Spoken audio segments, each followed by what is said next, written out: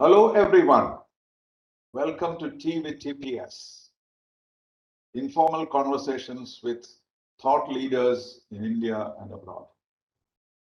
Today our distinguished guest is Joe Scaria, basically a journalist, long time with Indian Express, Economic Times, and then one day he decided that he'll go from the fourth estate to the rubber estate. I recall releasing his book of that name. And he had come back to Kerala to take care of his father and perhaps his estate. And that is what he is doing probably. But in the meantime, the journalist in him is irrepressible, and there has been broken into satirical journalism, as I call it. I don't know what he calls it. And he's not a stand-up comedian. Stand-up comedians have a different approach. And he is a commentator, a social commentator, but very much tongue firmly in his cheek. But he does it well, without rancor, without even laughing about it, and says it precisely and with all the seriousness that he can command. So I was very impressed with it, and there are others also who speak about this particular program. So thank you very much, Joe, for joining me today. We look forward to an interesting conversation. Thank you, Ambassador. Always a pleasure to be talking to you. And this program, TPS, actually has been very, very beneficial for me too, seeing people from so many different walks of life, which is really bread and butter for a journalist to have well-rounded opinions about topics, subjects, sectors. So I wish you also well with TPS, with TPS. Thank you. Thank you very much. So before we talk, I thought we would show our audience a clip from your latest episode, A Crazy Kerala. Because people immediately recognized that this was a sequel to Veer Das's Two Indias. And what he did was to show the contradiction, because everybody says, what you say about India, the opposite is also true. So he made those two statements on each subject, making it hilarious, and the whole Kennedy Center, people were laughing to glory. So you have created your own Kennedy Center in Kanyarapalli, but not in those ornate halls, but in a cowshed. And your audience consists of house. And how else can they applaud? They sing for you. And that I thought was a very good simulated, what shall we say, replica of what happened at the Kennedy Center. And it's as enjoyable. You don't talk about two Keralas, but you speak about one Kerala, and one Kerala is amusing. So let us watch. Thank you. This is no Kennedy Center, but just a cattle shed. But one has to do with whatever little one has, just like Kerala does brilliantly with what little resources it has. I speak from one crazy Kerala, the United States of Travancore, Kochi and Malabar. We are primarily a collection of 35 million protesters who oppose everything from tractors and computers to OTT movie releases and beer pubs and IT parks. And we're licking our lips for the next fantastic opportunities to oppose cryptocurrency and autonomous cars. I speak from one Kerala where our literacy is 100% for many decades, but we can't figure out why only we don't have jobs and our BTechs and MComs have to go to some distant South Korean island to work on onion farms. I speak from Kerala where when the UDF rules we have no water, when the LDF rules we drown in floods, and we are always drowning in liquor to keep our government afloat. I speak from Kerala where we are highly politicized, every man, woman, child and thing. So we are certain that all the greenery around is a conspiracy of the Indian Union Muslim League. And the blue skies have a leaning towards the Congress, and the red earth under our feet is certainly fertile ground for communism. I speak from Kerala, where our politics and protests manifest in flag posts, 42,347 of them across the state. The state government counted last week and told the High Court. And the High Court told there must be at least double that number. But we can't count the number of houses destroyed in the recent floods. I speak from Kerala, where not just political parties split, but even the earth is splitting under our feet in recent landslides. But we are confident we can put them together by forming a human chain. I speak from Kerala. We were always talking about women empowerment, but we torture the same women for dowry and take their lives using knives, guns, and lately a cobra. I speak from Kerala, where we take pride in our toilets. We are not like Uttar Pradesh. But it just so happened that this month a 92-year-old man slipped on human waste, excreta if you will, dumped by the roadside in Kochi, our commercial capital, and died. Oh shit. I speak from Kerala, where we have the richest temple in the whole world, with over ₹1 trillion worth of treasures in its as yet unopened underground vaults, and a government that keeps its fabulous human resources locked up with its immovable and corrupt bureaucracy.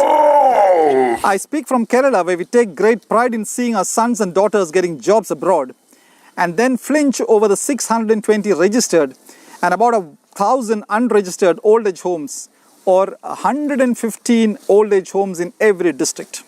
I speak from Kerala, where we take away the Malayalam alphabet from primary classes and applaud when the University of Texas at Austin starts a Malayalam program. I speak from Kerala, where we hold investor meets every few years, offering them single window clearances. But when the investors do come in, we show them multiple exit doors with protests, hartals and red tape. I speak from Kerala, where we oppose all monopolies, but we hold a monopoly over hypocrisy.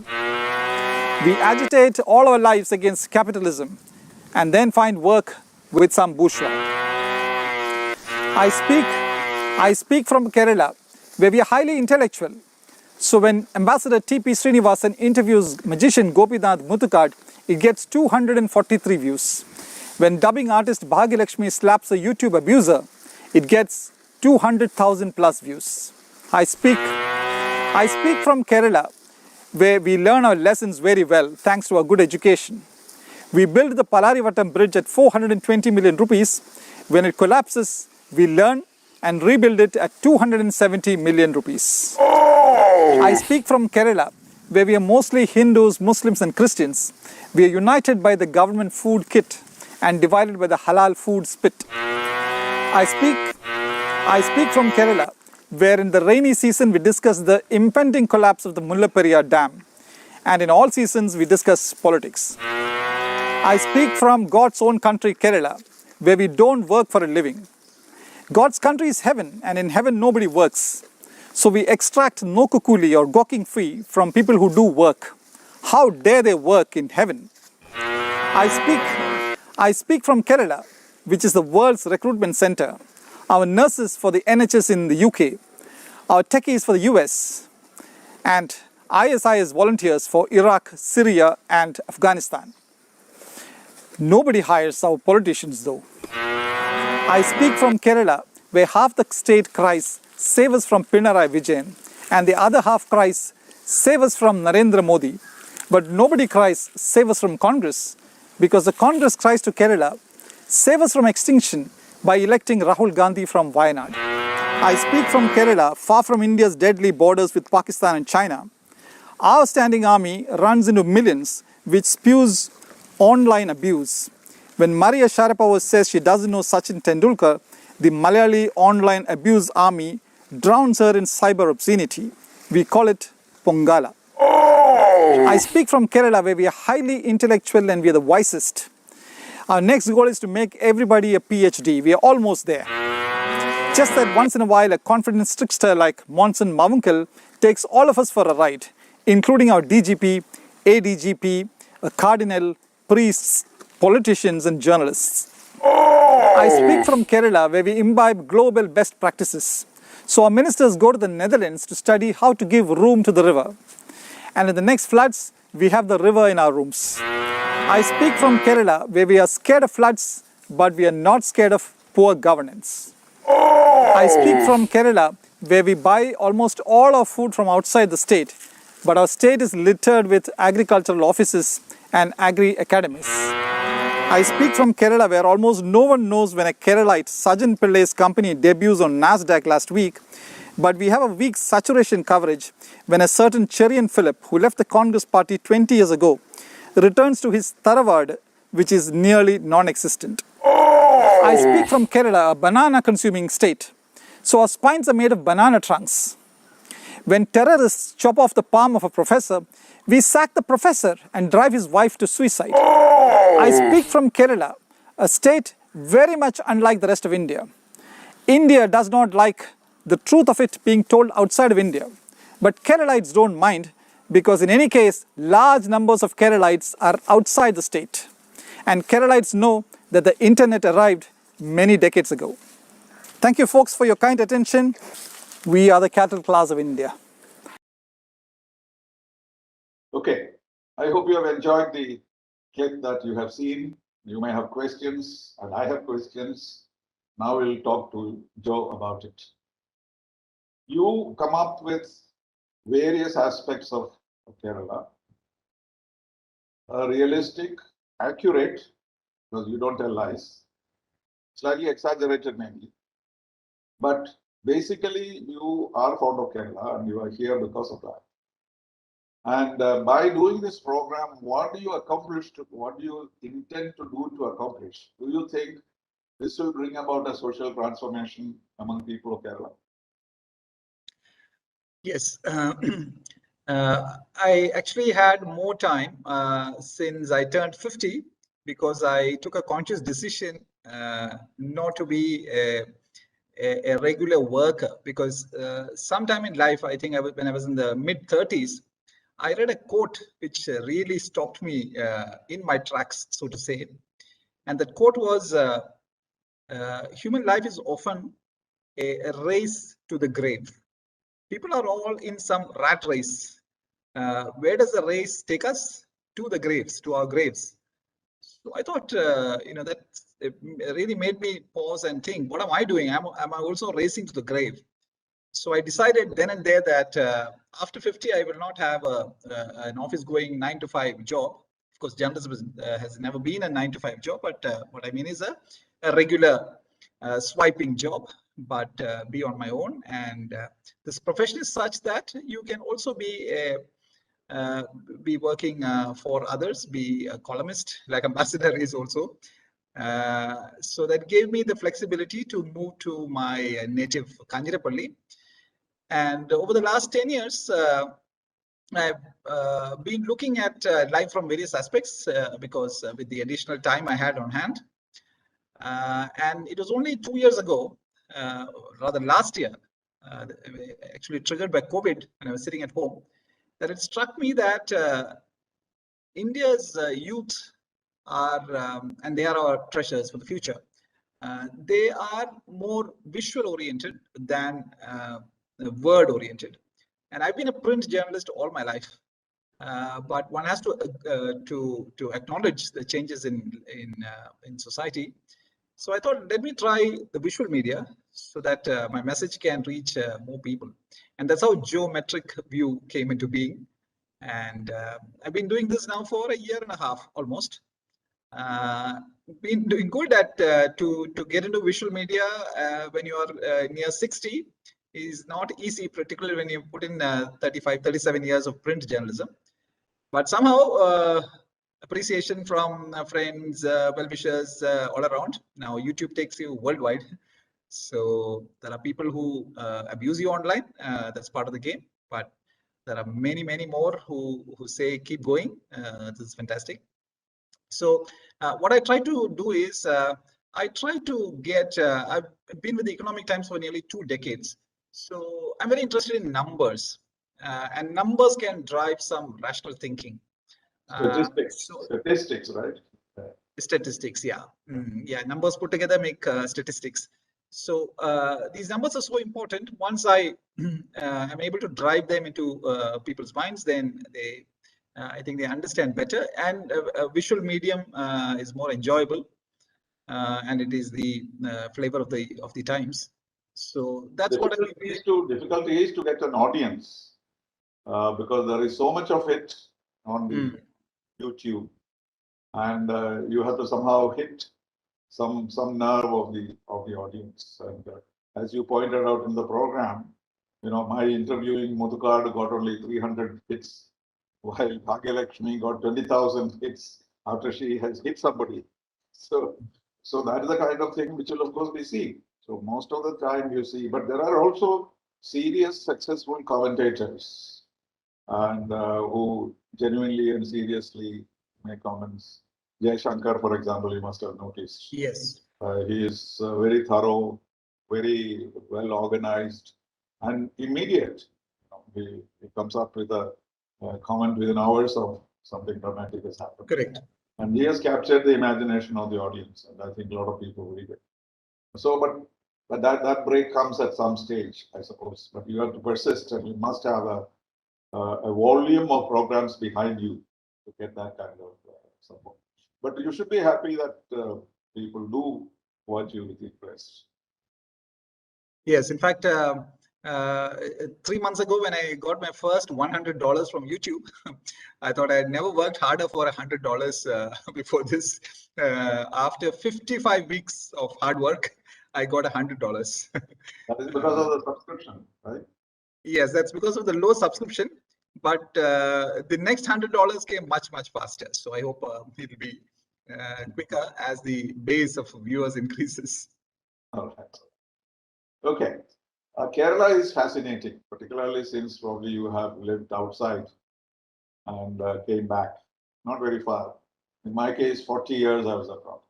And there are many things which seem odd when you lived abroad. Many things we thought were special to Kerala have to be appreciated.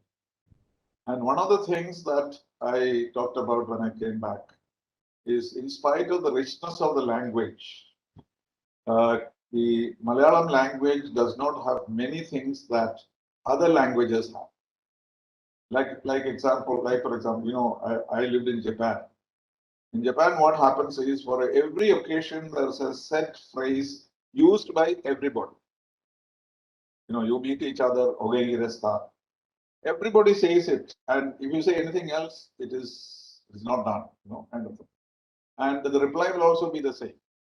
If the hostess comes and invites you to dinner, and she will say, "We have not cooked anything today, but there are some leftovers. Will you please come and have it?"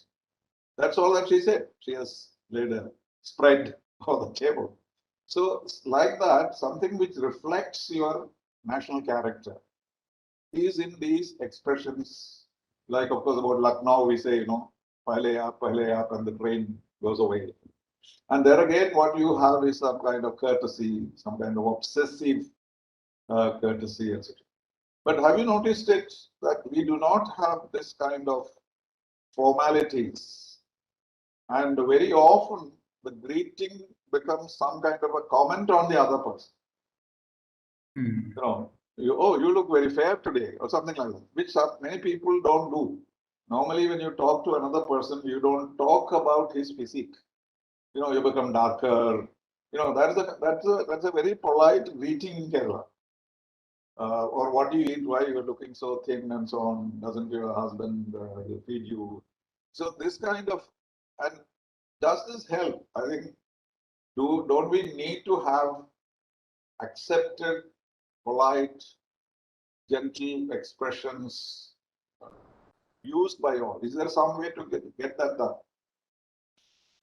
Certainly, Kerala is very different from other places, even within India, regarding greetings. I would say the one universal greeting we have when we meet somebody is Engota. Yes. Where are you going? Where to? And everybody knows where he's going at that particular yes, time. mostly, yeah. Even if you're in uniform and going to school, Engota. So, and the answer is not Engota. Answer is, chumma pogo.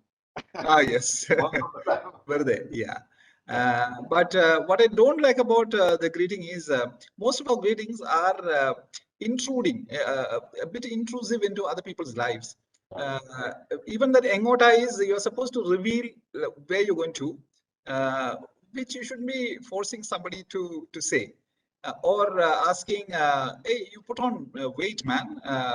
What happened?" So you're supposed to disclose what made you put on the weight. When saying you put on weight is not good, but even Other asking you cultures, to you don't explain. talk about appearance of other person at all. Correct. Yeah. So we still don't have one.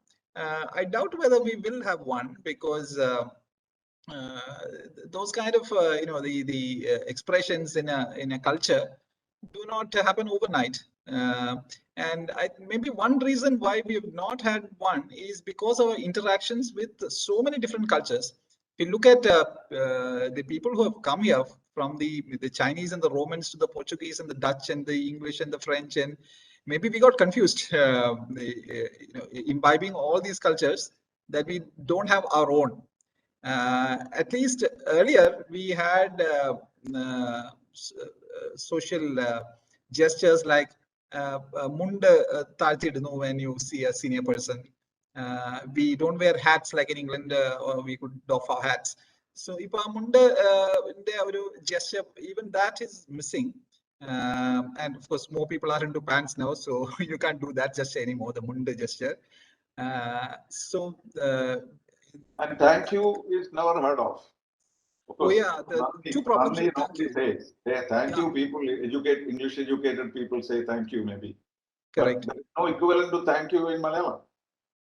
Yes, there's no equivalent to thank you, and more than that, for an outsider who comes to Kerala, if you say thank you, you never get a welcome, which is also very rare. So that person will keep repeating it, just in case you've not heard. So No, I make it. there is some confusion in English also. Everybody doesn't say thank you. I mean, welcome. Many people say, oh, not at all. They Yes. say thank you. That's a more sophisticated than, or some people may elaborate, etc. So that may be there in other systems also. But thank you is more common than Nandi anyway. So when a foreigner comes here and learns Malayalam, and he keeps on repeating this Nandi to you, nobody responds. They don't know what he's saying. Yes. Yeah. So greeting wise, we are poor. Good movement to make Kerala. Malayalam is already a very, very rich language. But in ordinary life, the semi-middle class, semi-urban society, this something has to be done. Because that brings us to this whole idea of KERALAM, bringing back KERALAM again. So the question is, why did we make it Kerala? We don't know. Because in English, it is Government of Kerala, it is Department of, so it's a huge change. Asianet has proposed it and people are trying to say it, but we are not saying it. When we say it in our conversation, it has not yet come. But I think there is legislation required because it's an official name of the state, which cannot be changed by us. It has to go to the parliament, I think. But generally, people don't talk about Keralam yet. And so I call this program Incredible Keralam because I wanted to emphasize that we are talking about Keralam and not Kerala. I'm not even Keral. Reminds me of a cartoon by R.K. Lakshman, when Bombay was changed to Mumbai in 1996 or 95. The cartoon shows Bombay as problematic, the traffic jams and all the dirt piled by the roadside and everything, people toppling one on top of the other. And the board is changed from Bombay to Mumbai, and the politician is asking the common man, don't you feel better now? So Kerala took it from Bombay, not from Mumbai. Yeah, yeah, Bombay to Mumbai. Yeah, so so the abuse is all to a concept of Bombay. Yeah, so, yeah. So when you say Mumbai, it is supposed to be something different. But then these things still remain. Some Bombay High Court still remains Bombay High Court. Madras Bombay University. Yeah, exactly. Many things remain, and that change is also not very easy to bring about. I think Tamil Nadu has been more successful in bringing about that change. Because that was a cultural assertion of a particular culture.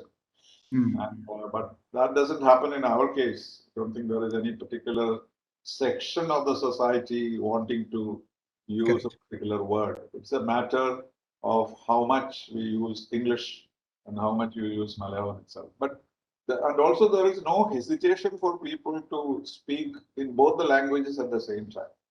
I get invited to many people. Whenever I ask them which language would you prefer, they'll all say both. Okay. I see.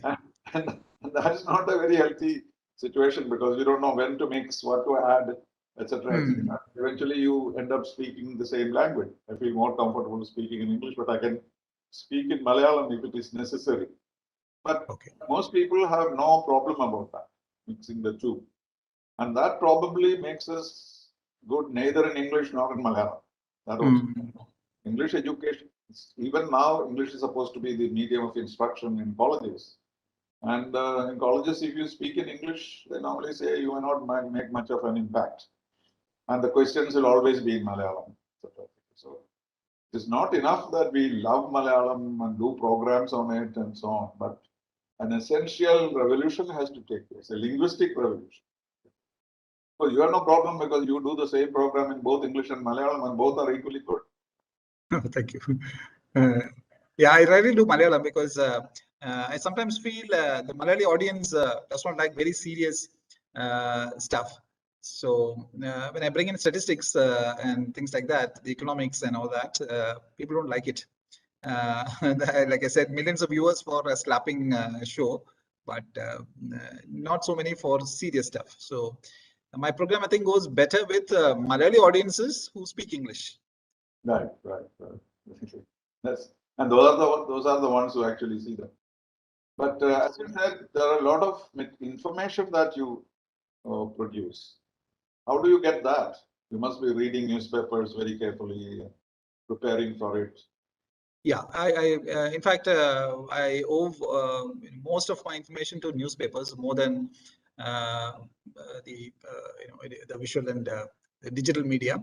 On a good day, I start reading newspapers online from San Francisco Chronicle on the West Coast to New York Times on the East Coast to yeah, and then I go right up to I come this way and I never miss Dawn, Pakistan, and then go on to Straits Times in Singapore, and I end with Sydney Morning Herald.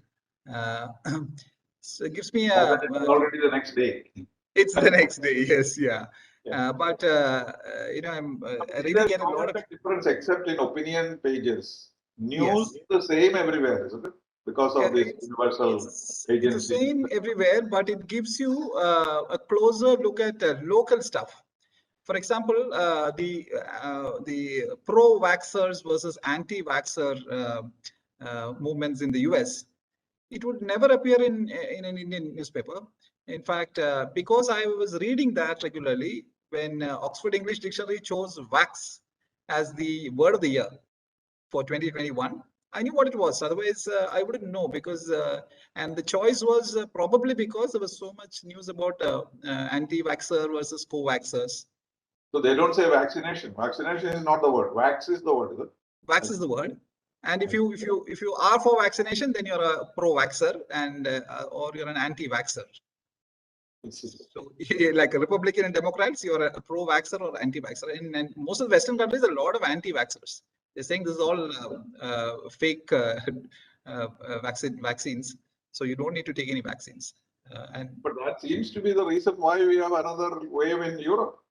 Exactly. That's why we are now going to have the booster dose across the world, which indirectly says the vaccines were not effective. If the vaccine is effective, then you don't keep on vaccinating yourself. So the anti-vaxxers seem to have grown. An old Lakshman cartoon today, which was foretelling the future. Somebody saying, I don't call my third gin with tonic. I call it the booster dose.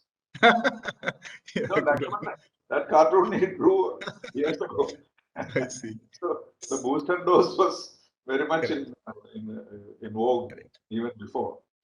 So that is the reality about Lakshman. Or some things he has written on politics years ago comes true today. To go back to your question about my inputs, it's certainly the local newspapers that give me the lowdown on almost everything, and these bits of information are so important and you cannot get it on digital media because it appears on the local pages. And when newspapers go online, they only carry their main news online. So that tends to be the international news anyway. So if you get the local newspaper in hand, then you know exactly what is happening to a society. In fact, they have no time for anything else, space for anything else. Right, Because yeah. Malayalam newspapers, it will look as though there is no other world. Mm-hmm. Once in a while, I try to write a column or an op-ed page or anything. It's very hard because every day they have something special coming. So they'll say, okay, we'll do it tomorrow, like that. No great enthusiasm, particularly after the pandemic. Because so much scientific material comes, even television. I had to devote a lot of time for doctors because people are anxious and curious and so on. But the newspapers do carry the most simple stories of a human interest and Often, basically crime. Most of what you see in Malayalam newspapers is all about crime and dowry and generally negative news. In fact, this morning I found something so striking, and I've been seeing this trend for several years. Now, this was some kind of reinforcing that belief that this trend is happening. A very prominent college in Changanasheri, we need to name the college, but it has put the paper has carried a news, obviously almost like an advertisement, that there are seats vacant for the aided section in the college for MA Economics. Now, this is one of the premium colleges in Kerala. A PG admission for economics is very difficult in normal times. But these colleges are all having, then I heard prior to that, 2 weeks ago, I heard a similar college in Pala also having vacant seats for graduation, undergrad admissions. What does that show? Our youth are now going abroad for studies. They don't want these seats, which can be connected to, and you see this irony, Kerala has 500,000 government employees. Exactly 50% of them, 250,000 are school and college teachers. And if you're paying half and we all know that interest, pension, salaries account for nearly 100% of our revenue income. So everything is wiped out. Half of the revenue of the state goes to salaries of teachers. And imagine nobody wants to study under these teachers. They go to buy juice. They go to buy juice for tuition. They go to buy juice, yeah. So such a stark irony. We are putting all that money there, and people vote with their feet. So they prefer Canada, they prefer Australia, they prefer England, not colleges in Kerala. So you read that Xi Jinping has come down on the tuition companies. Yes. In China. $11 billion investments flew away from China. Because he said parents are not able to afford. They send their children to school during the day, and night they are sitting with these companies to learn. It was pointed out to him, and then and there he issued an order. When somebody said billions of dollars will go away from you, he said doesn't matter. So whether it is good or bad, we don't know. The anxiety of the parents to make their children do better and better, they don't trust the schools. So they go for this kind of, gimmicky kind of education with all the graphs and so on. Well, this modern education, I'm not against it. I'm very much in favor of private education. But it's even better if these habits of private education is brought to the schools. And you cannot do that because the teachers cannot be trained again. They normally teach what they learned 25 years ago. And they have no time to even read newspapers. So to update the education of the teachers is difficult. So the only way is to bring in this kind of systems into the, and I asked Byju's once, why don't you share it with the government? And introduce it into the government system. He did not have an answer. Obviously, that is not his interest. So naturally, this is something which is interesting. But also another reason is postgraduate classes, there may be seats available. But my experience is graduate classes, there is still pressure, but not for science subjects. English literature is the most favorite. Hmm. If you have 90% marks, only you can get into English literature, but you can do physics or chemistry or biology anytime. But master's degree, the reason is people probably seek employment soon after graduation, or they start preparing for the civil services. See, most of us did the civil service after master's degree. Okay. And that was essential because the standard expected of you is master's degree. Okay. So instead, what they do is go to an academy like mine and spend 2 years there, and they find it more useful than going to a master's degree. So that could also be one of the reasons for the lack of enthusiasm in postgraduate studies. But going abroad, of course, is a craze. But that's not for study, you know. Most of them want to live abroad, settle there, get Yes. visas, Australia, United States, UK, etc. That is the attraction. It's not education as such. Which leads to a different problem altogether. The Kerala becomes a vast senior citizens' home, a state of senior citizens. Dog life, as you call it. Yes. There will be only dogs in the houses. Senior Yeah. citizens are all in the. And they've grown so fast. It is the fastest growing industry in Kerala today. There are 115 senior homes in every district, average 115 senior homes. And that's not sufficient. People are asking for, trying to get more land to expand. Yes, There's so much they're planning already. You have to now book for the time you become Correct. 70. Correct.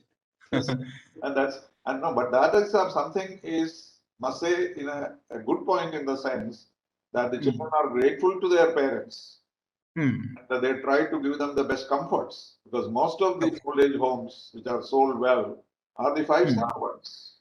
Yes. There's nothing they can lack: food, education, food, and health, and everything, except loneliness. They are well off, and that is better than locking them in a room or neglect them in the home. So there is a good aspect to that. Because as you grow older, you need support, constant support, and the children have no time. Yeah, certainly the end years, it is better to be probably in a senior home than in one's own house. But with every passing year, children are leaving earlier in life. So you have longer years alone. Particularly if somebody has lost a spouse, then that's difficult. That's more painful. So many years to be alone, far away, because kids are in all over the world. But what is the trend you see? This is increasing, this old age homes? Yes, the numbers are increasing, and people tell me, I have spoken to two homes in one in Kottayam district, one in Ernakulam. They both say they are desperate to expand. They're looking for land, they're constructing, they have advance money with them for the rooms. The moment they put up the next one, it'll be filled.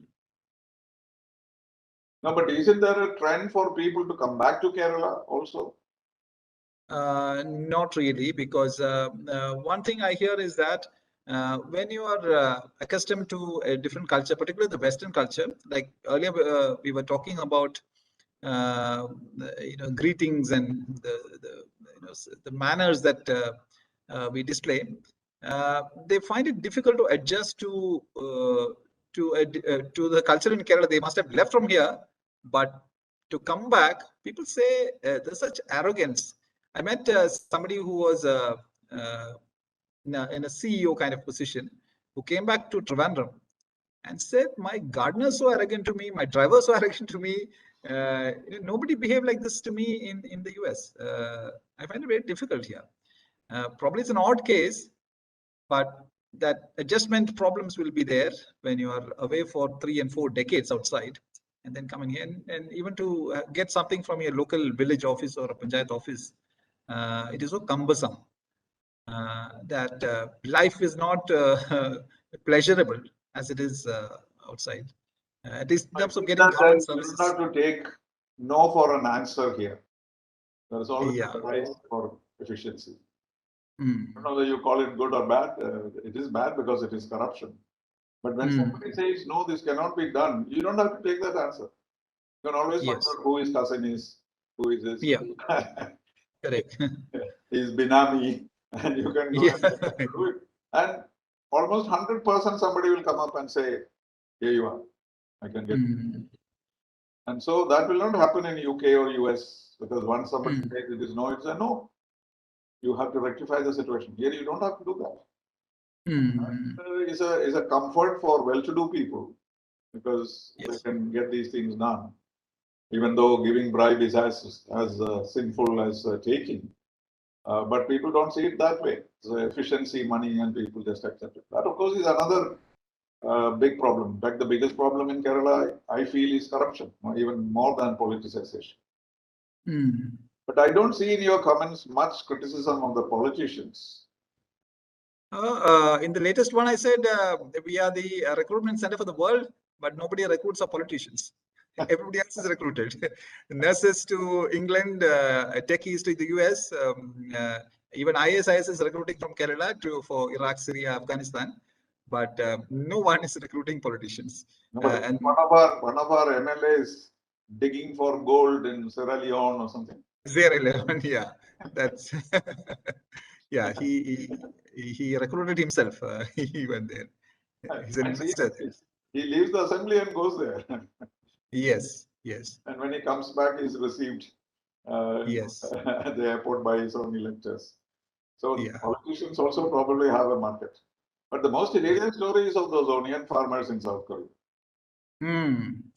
But one thing I'd like to say about that onion farmers in South Korea. Arrived for walk-in interview in Muscat Hotel. I was there at that seminar they held for those aspirants. Oh. I was very sad to see there was not a single journalist there, even though everybody in Trivandrum knew that this was happening. So I could see some reports appeared, photographs appeared, and so on. That's all. Actually, there was no picture from inside. I was inside, so I could get the video of people rushing in, grabbing seats and all that. Only 100 were allowed in the hall at one time because of the COVID protocol. But people actually, they broke through the ropes and they broke rank and came. And but were there South Koreans there, or was it a local agency? No, it was ODPEC. The MD was giving a total rundown on what South Korea is, and the questions also rather disappointed me because most of them were graduates, postgraduates. I think all of them were graduates. Some were postgraduates, some were BTechs. There was an MCOM. There was an MCOM second rank, but not in the session that I attended. The questions after hearing everything about the job were things like, "Avada Wi-Fi undo?" Then when can I come home? So the CEO smartly said, if you want to sit at home, you can sit here. You don't even need to go. I mean, this is a job recruitment. You're asking, when can I come back? So no, some of our one minister said very seriously yesterday. Now from now on, working from home will be working from Kerala. He made a serious suggestion. Yes, I saw that. Yes, that we can move on to that kind of a situation. Why sit in New York? Why not sit in Kerala and work? So, but that will be a disincentive to people, because part of going abroad has other attractions and so on. And then if you're told that they will not give you any visa, but we will give you the same job to be done at home, that will not be very popular with people. Yes. Also, this is not what the minister said was not new, because a lot of states have actually, in this case, Kerala, I thought normally we are the front runner, we take the initiative in all these new concepts. But this one, I think we were beaten to it by many other states like Uttarakhand and I think even Himachal Pradesh. They were all giving vacations for staycations for techies, inviting them to come to Himachal Pradesh, live there and work from home. Work from a resort. Okay. So we were rather late into it, perhaps because our very strenuous and forbidding protocols for COVID. So nobody could even get into Kerala or go out and travel and all those restrictions. That problem is there everywhere. You cannot get into Australia. You cannot get into several other countries, because it is, I think, the Gulf is the one which has opened out more readily than others. That is because of the Expo and the football coming and so on. So they are practicing for these big dues, and therefore they have been forced to do it. But we don't know what the consequence of all this will be because of the new strains that we are hearing about in South Africa and Botswana and so on in Europe. All these are very foreboding developments. Yeah, some of those news of restrictions are also exaggerated. My neighbor went to the Netherlands. She's only 20-ish. She had a good job in Bangalore. She was with KPMG, but she chose to go to Netherlands just like that because she wants to leave India and Kerala. So she's only a few weeks, and I read in the newspapers 2-3 days ago that there's a lockdown in Netherlands. So I called her father and asked, what about her and what's happening? She's just landed there and there's a lockdown. So he was telling me the lockdown there means everything functions till 7 p.m. The mayor has requested people not to venture out after 7 p.m. Requested. Up to 7 p.m. everything functions. All schools, colleges, shops, theaters, everything. And I mean, after 7 p.m., please don't venture out. That is the lockdown there. And even despite that, there are protests on the streets. People are throwing stones at police. Yes, Germany and Austria also. Germany and Austria, Yeah. the restrictions are much more rigid. And then protest. And then talking about these statistics, various. Okay. There are many things in which certain statistics, if you look at it, Kerala is ahead of everybody else. Certain other statistics, we are lowest of the low. How does it work? Like, for example, Millennium Goals. We are supposed to be number one in the whole of India. Correct. Doing business, we are lowest in the list. Correct. How do you reconcile these as a person interested in statistics? I think first in Millennium Goals.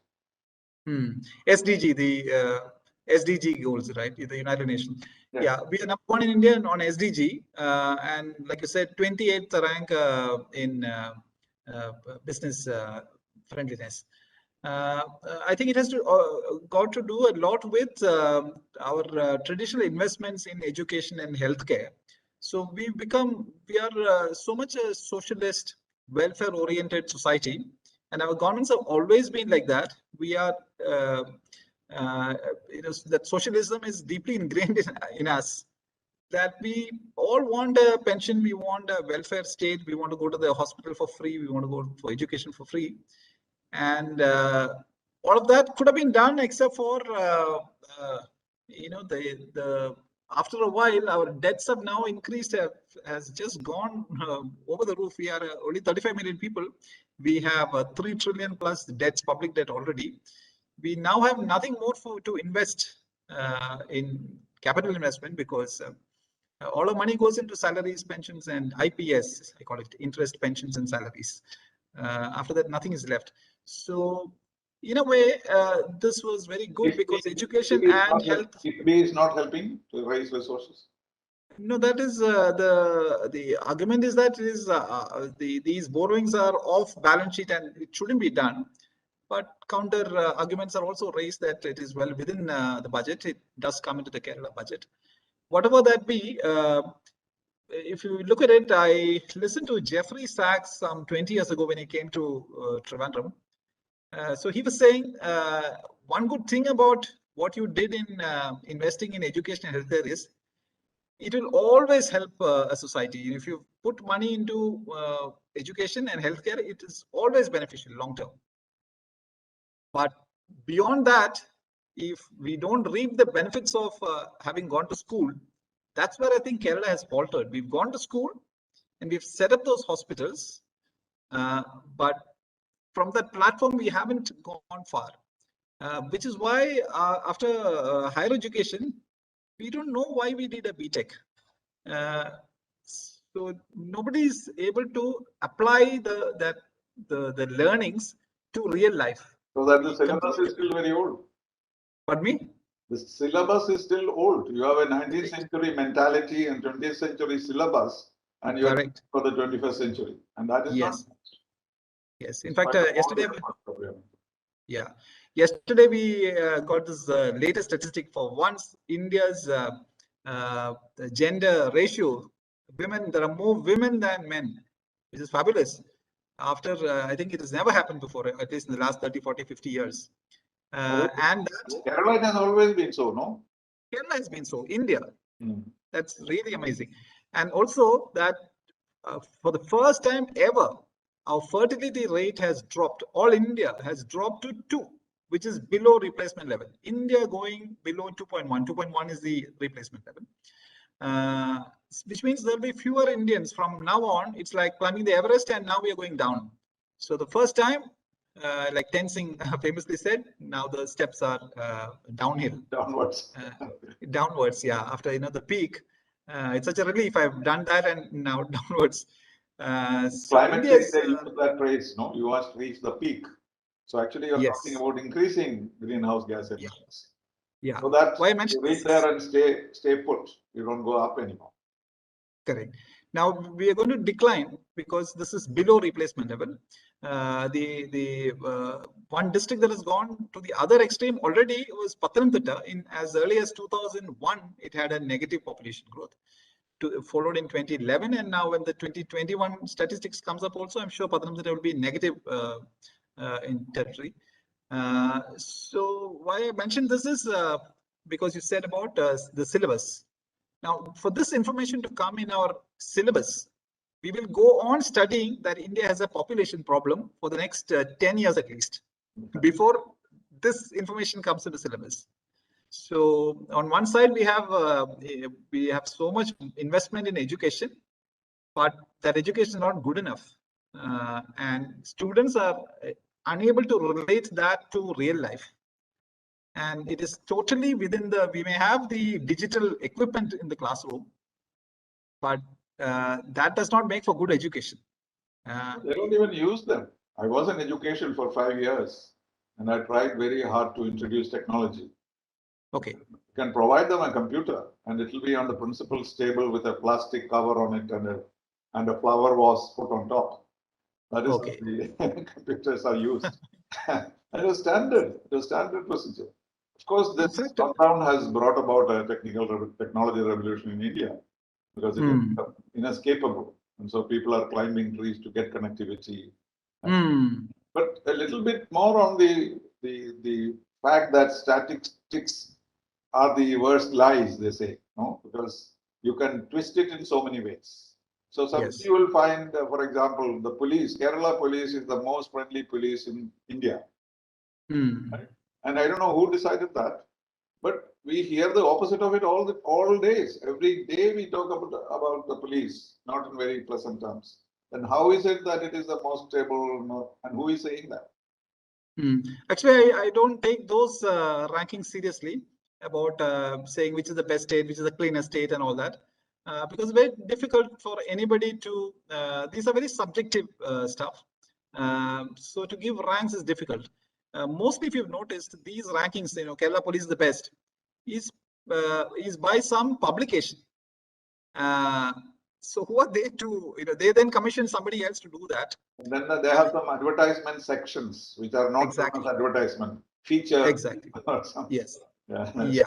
So most of these awards, and most of these awards and recognitions are paid for.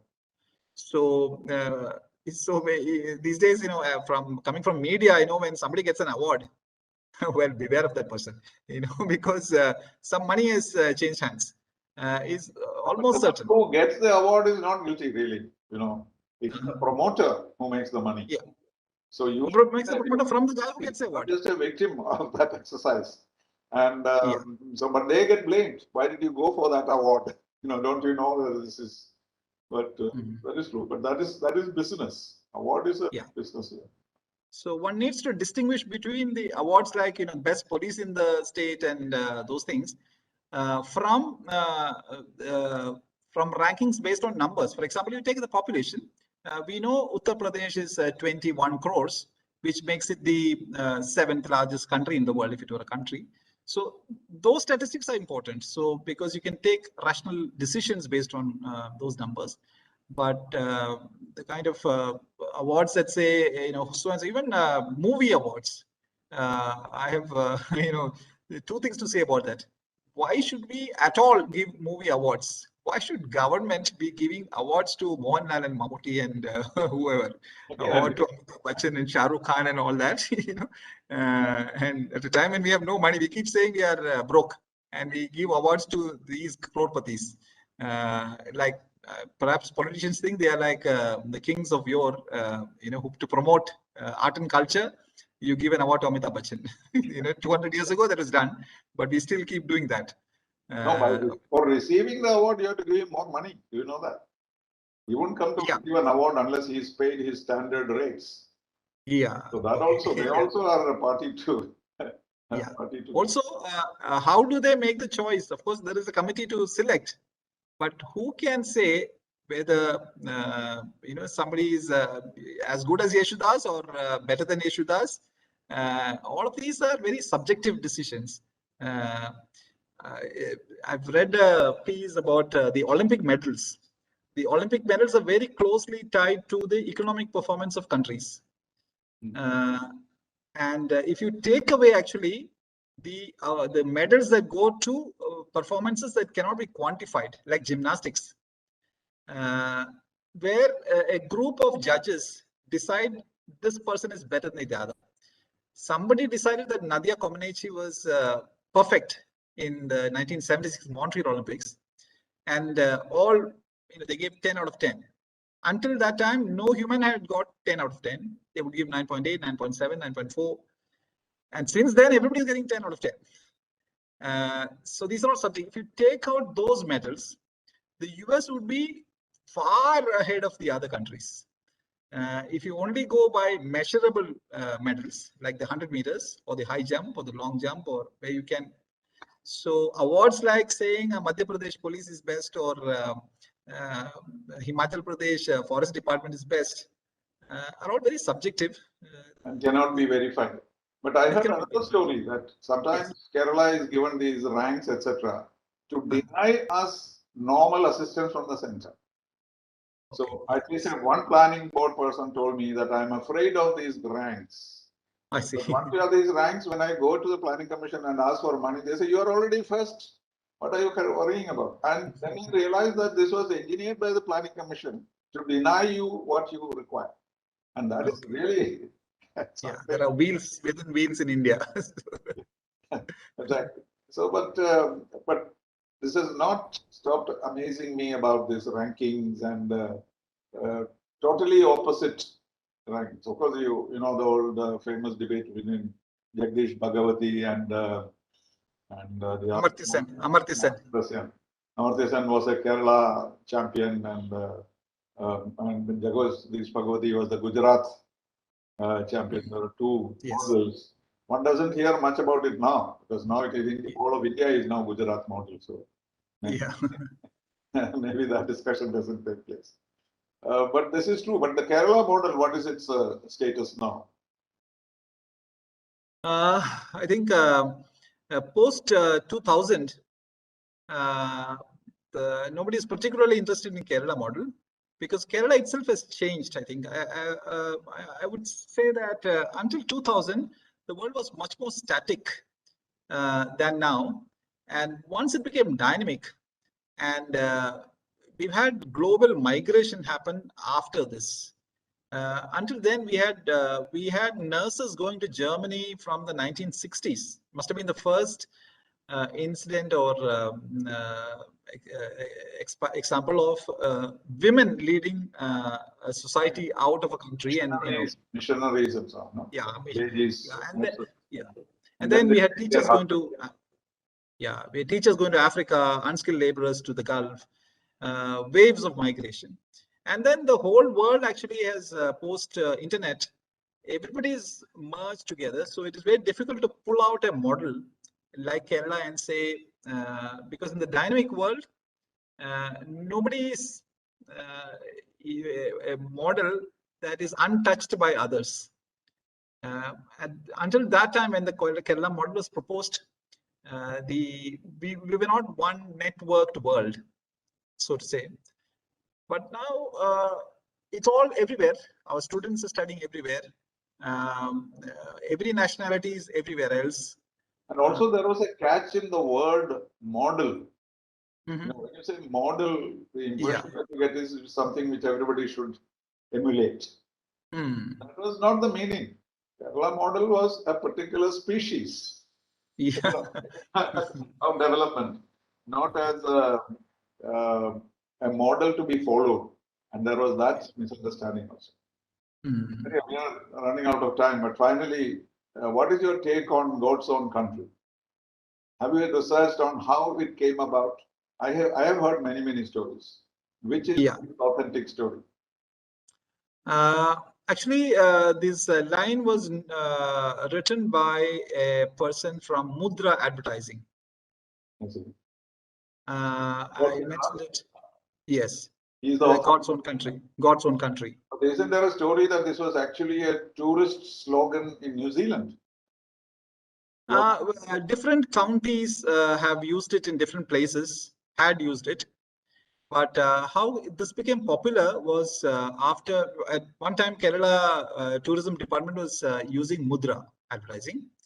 And after, that the copyright is no more. But how Kerala got that tag? Originality. He claimed originality for it? No, he didn't. He didn't. It's just that people had used that before. But how Kerala has come to sort of own it is because of sustained advertising campaigns. And excellent copy, excellent visuals. It was a total package and a sustained package over now some 30 years that has given ownership of that tagline to Kerala. But very often we are asked to explain. Some people say we have gods everywhere. You turn anywhere, you find a temple or a church or a mosque. There's one explanation.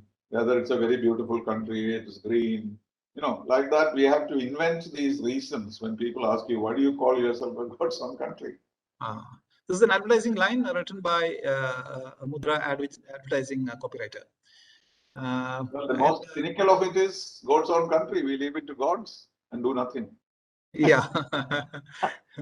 That is the most cynical interpretation of it. Yeah.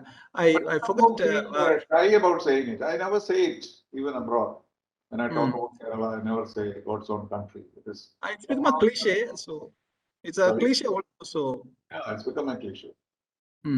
But there was one. But it sells. Yeah, there was one governor in Kerala who said, who traveled across Kerala, like every governor will have to do that for 5 years, and he said, one thing that strikes me is I haven't seen anybody on the fields anytime. Don't people work the fields here? And his staff told him, tongue in cheek, of course, this is God's country. Here, people don't work. We simply go and harvest the coconuts. We harvest the coffee. We harvest the tea. We harvest. It's all been there. God already created all this. And so, he said, he asked, do people work in the night? I mean, I'm so surprised. I've never seen anybody, any place like this where nobody is out on the fields. So this is the answer. Somebody planted. I used to call the Trivandrum golf course God's own golf course because we do nothing. The grass grows. Yeah. Various stages of a golf course you can see there without anybody having to do anything. So that was why I used to call it a God's own golf course, because now we started changing it and upgrading it. Anyway, thank you very much, Joe. It was a delightful conversation, and let us hope that you continue to entertain us, educate us in your Joe-centric. And as I pointed out to you, you have a great name. You have the same name as the President of the United States. So Joe Biden is not doing so well these days. But the other Joe, that is you, will do well, I'm sure. So thank you very much, and keep entertaining and educating us. Thank you very much. Thank you, Ambassador. Great interacting with you.